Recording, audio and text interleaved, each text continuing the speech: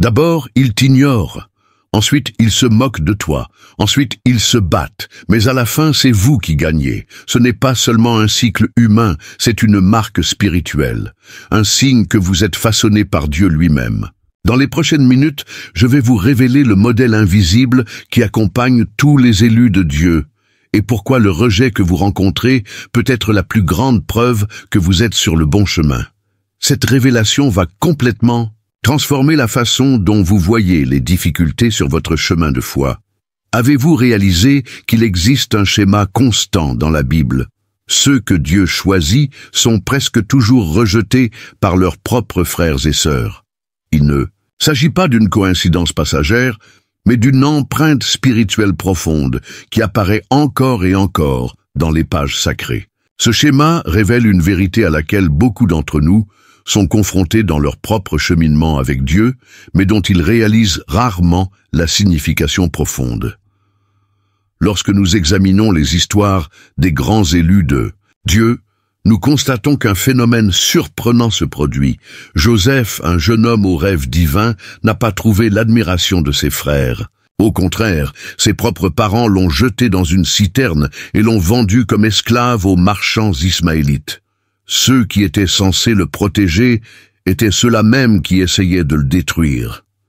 Les rêves que Dieu a plantés dans son cœur sont devenus le catalyseur de la haine de ses frères à son égard. Pensez à Moïse, élevé dans les palais d'Égypte, mais appelé à libérer son propre peuple de l'esclavage. Lorsqu'il est revenu en tant que libérateur envoyé par Dieu, il n'a pas été accueilli avec joie. Au contraire, il doit faire face à des plaintes constantes, à des questions sur son autorité et même à des tentatives de rébellion. Les Israélites lui ont demandé « Qui t'a établi prince et juge sur nous ?» Les mêmes personnes qu'il a risqué de sauver sont celles qui ont le plus résisté à son autorité. Et qu'en est-il de Jésus-Christ? Le Fils de Dieu lui-même a été confronté au rejet le plus douloureux. À Nazareth, sa ville natale, les gens ne voyaient pas plus loin que le fils du charpentier et ont même essayé de le jeter du haut d'une falaise. Les scribes et les pharisiens, qui avaient consacré leur vie à étudier les prophéties sur le Messie, n'ont pas pu le reconnaître lorsqu'il s'est présenté devant eux. Plus douloureux encore, il a été trahi par Judas, l'un de ses plus proches disciples, et renié par Pierre, celui qui avait promis de le suivre jusqu'à la mort. Ce qui rend ce schéma encore plus remarquable, c'est que le rejet est venu des personnes même qui auraient dû être les premières à reconnaître l'onction divine. Ce ne sont pas des étrangers ou des ennemis déclarés qui ont fait le plus de dégâts, mais des frères, des compatriotes, des disciples, ceux qui partageaient le même héritage spirituel. C'est une vérité que beaucoup d'entre nous ont expérimentée personnellement. Peut-être avez-vous ressenti l'appel de Dieu à un ministère, à un but spécifique, et les premières voix de découragement sont venues de votre propre famille ou de votre cercle d'amis chrétiens. Cette douleur particulière, être rejeté par ceux qui devraient comprendre, a un poids unique qui peut ébranler même les plus forts. Mais il y a un secret puissant caché dans ce modèle de rejet. Lorsque nous étudions attentivement les Écritures, nous nous rendons compte que ce rejet n'est pas une déviation du plan divin, mais qu'il en fait partie intégrante. Le rejet n'est pas un obstacle que Dieu permet à contre-cœur, c'est plutôt un instrument qu'il utilise intentionnellement pour façonner, positionner et valider ses élus. Pensez à la façon dont Dieu a utilisé le rejet de Joseph pour le positionner en Égypte, où il allait sauver des nations entières de la famine. La résistance à laquelle Moïse a été confronté de la part des Israélites l'a conduit à une dépendance plus profonde à l'égard de Dieu et a forgé en lui le caractère nécessaire pour conduire un peuple rebelle à travers le désert. Et la crucifixion de Jésus, point culminant du rejet humain, est devenue le moyen même par lequel Dieu a apporté le salut au monde. Le rejet n'est donc pas un signe que vous êtes hors du chemin divin. Il est souvent la confirmation la plus forte que vous êtes exactement là où Dieu veut que vous soyez. Lorsque vous portez un véritable appel, une véritable onction, une authentique vision de Dieu. Cette onction provoque souvent une réaction de rejet chez ceux qui ne sont pas alignés sur le dessein divin. Le premier secret révélé est donc qu'il existe un modèle spirituel de rejet qui accompagne les véritables élus de Dieu. Ce rejet n'est pas accidentel, c'est une marque d'authenticité. Il n'est pas un obstacle au plan divin, mais une partie essentielle de celui-ci. C'est comme si Dieu disait « Mes voix ne sont pas vos voix ».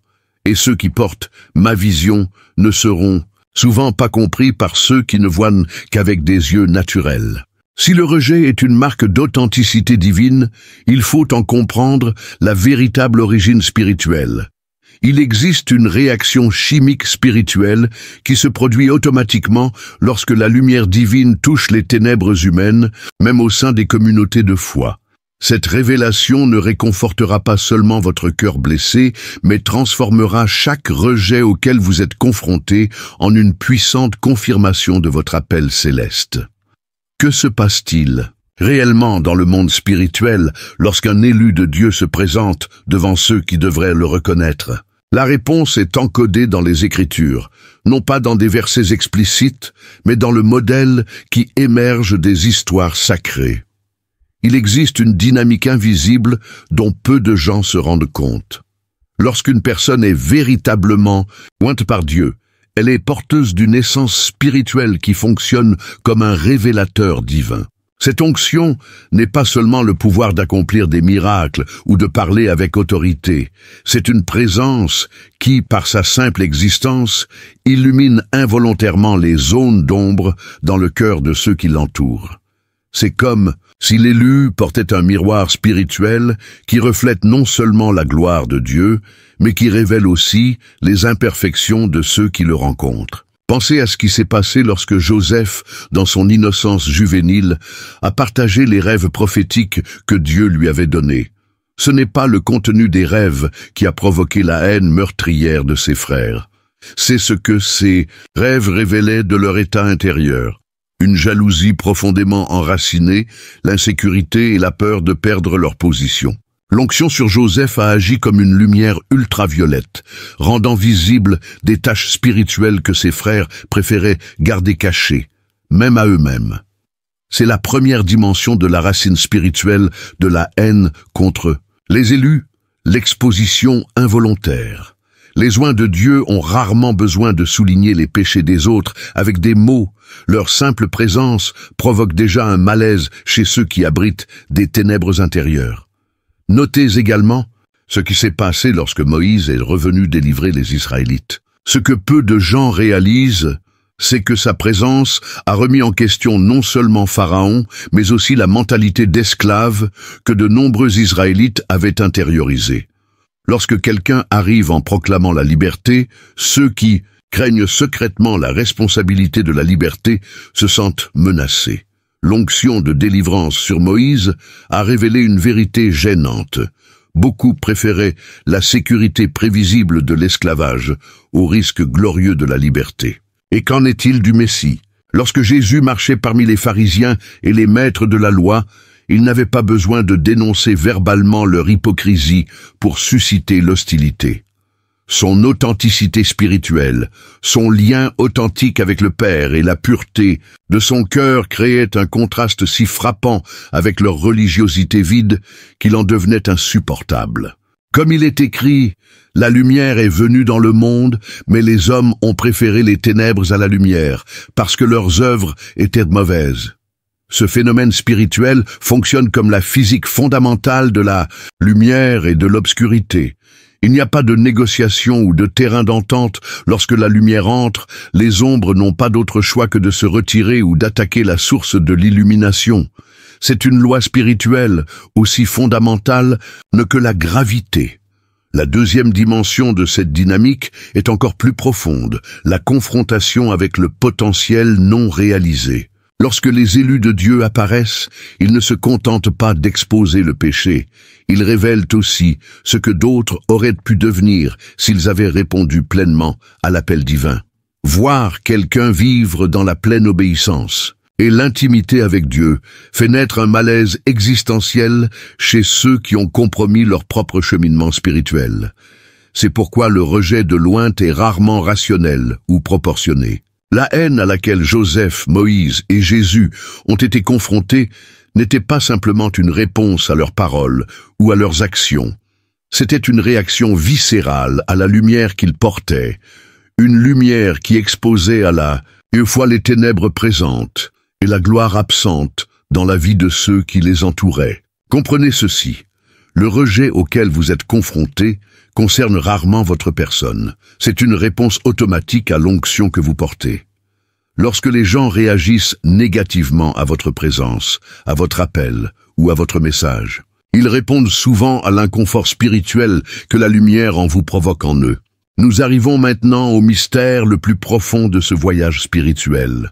Le rejet n'est pas seulement la preuve de votre authenticité, mais le véhicule même que Dieu a choisi pour vous transporter au centre de son dessein éternel. Ce que les yeux naturels voient comme une destruction, les yeux spirituels le reconnaissent comme un positionnement divin. Regardez de près les moments qui ont semblé être les plus grandes tragédies dans la vie des élus. Ces moments de profonde douleur n'étaient pas des détours du chemin divin, mais la route même sur laquelle Dieu a conduit ses serviteurs vers l'accomplissement de leur destinée céleste. Ce qui semblait être la fin de l'histoire n'était que le début du chapitre le plus glorieux que Dieu était en train d'écrire. Considérez le raffinement du caractère qui s'est produit dans les grottes du mépris.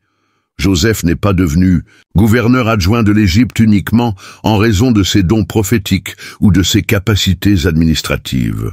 C'est dans les sombres cellules de la prison égyptienne, après des années d'oubli et de fausses accusations, que son caractère s'est forgé pour supporter le poids de l'autorité à venir. Dans ces heures solitaires, loin de toute reconnaissance, Joseph a développé l'humilité et la sagesse nécessaires pour ne pas abuser du pouvoir lorsqu'il le recevait. Le rejet n'a pas seulement positionné ces hommes géographiquement, il les a transformés intérieurement. Moïse, élevé dans les palais d'Égypte, a dû passer 40 ans dans le désert pour développer l'intimité avec Dieu nécessaire pour diriger une nation. C'est dans le désert, loin des applaudissements et de la reconnaissance, que Moïse a trouvé sa véritable identité et appris à écouter la voix de Dieu. Réalisez le modèle divin. Avant l'exaltation, il y a toujours la vallée de l'humiliation. La multiplication est précédée de la division. Avant la résurrection, il y a la crucifixion. C'est la mathématique divine qui fonctionne dans le monde spirituel. Soustraire pour multiplier, diminuer pour augmenter, mourir pour vivre. Le roi David, avant d'occuper le trône, a dû vivre dans des grottes et des déserts pour fuir Saül. C'est dans ces lieux de solitude et d'abandon apparent qu'il a composé certains des psaumes les plus profonds de l'Écriture et qu'il a développé le cœur qui ferait de lui un homme selon le cœur de Dieu. Si David était passé directement de la bergerie au palais royal, sans passer par la vallée du rejet, aurait-il développé la profondeur spirituelle nécessaire pour diriger Israël? Le rejet crée des espaces vides dans nos vies, et ces espaces vides deviennent l'endroit où Dieu déverse son onction la plus précieuse. Lorsqu'ils enlèvent le sol de sous vos pieds, vous découvrez que vous pouvez voler.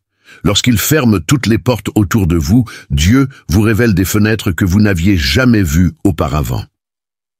Paul, l'apôtre qui a écrit une grande partie du Nouveau Testament, a connu un rejet constant. Fouetté, lapidé, naufragé, abandonné, il a écrit certaines de ses révélations les plus profondes pendant des périodes d'emprisonnement et d'isolement. Sa lettre aux Philippiens, pleine de joie et d'espoir, a été écrite depuis une cellule de prison romaine. Les moments qui semblaient limiter son ministère étaient précisément ceux qui ont élargi sa portée pour les siècles à venir. L'histoire d'Esther révèle un autre aspect de ce principe divin. Arrachée à sa famille et contrainte d'entrer dans le harem d'un roi païen, des circonstances qui semblaient tragiques, elle a été stratégiquement placée pour sauver une nation entière. Et qui sait si ce n'est pas pour un moment comme celui-ci que tu es devenue reine, lui a demandé son oncle Mardochée. La même question résonne pour vous aujourd'hui. Qui sait si ce n'est pas pour ce moment précis que vous traversez la vallée du rejet? Ce qui semble être une douloureuse déviation peut être le chemin même que Dieu a tracé pour vous conduire au centre de son dessein. Une alchimie divine est à l'œuvre dans votre vie en ce moment même. Dieu est en train de transformer le lourd plomb du rejet en l'or pur du dessein éternel. Les mêmes mains qui ont permis votre douleur tissent avec elles une robe de gloire que vous porterez en temps voulu. Lorsque les frères de Joseph se sont finalement agenouillés devant lui, le texte biblique révèle la profonde compréhension à laquelle il était parvenu. Vous avez projeté le mal contre moi, mais Dieu l'a transformé en bien pour accomplir ce qui se passe aujourd'hui, sauver de nombreuses vies. Peut-être ressentez-vous en ce moment le poids du rejet, les portes fermées, les regards désapprobateurs, les critiques chuchotées dans votre dos. Tout cela peut être ressenti comme une condamnation à l'échec. Mais je veux que vous voyiez ces moments d'un œil nouveau. Chaque larme versée, chaque nuit de doute peut être le sceau céleste confirmant votre appel. Lorsque le monde se retourne contre vous, ce n'est pas la fin de votre histoire, c'est juste le début du chapitre, le plus extraordinaire que Dieu est en train d'écrire. Le rejet n'est pas une déviation sur le chemin, c'est le chemin même qui mène à votre but le plus élevé. Ce qui semble être une porte fermée est en fait une fenêtre que Dieu ouvre sur un horizon que vous ne pouvez pas encore voir. Ne résistez pas à ce processus douloureux. C'est dans les fractures du rejet que la lumière divine trouve un espace pour briller plus intensément à travers vous. Vous n'êtes pas seul sur ce chemin. Vous suivez les traces des élus qui vous ont précédé. Rappelez-vous, le rejet peut être le sceau qui confirme votre appel. Si ce message a touché votre esprit, appréciez cette vidéo. Abonnez-vous à la chaîne et activez les notifications pour ne pas manquer les prochains enseignements qui renforceront votre marche avec Dieu. Ton voyage ne fait que commencer.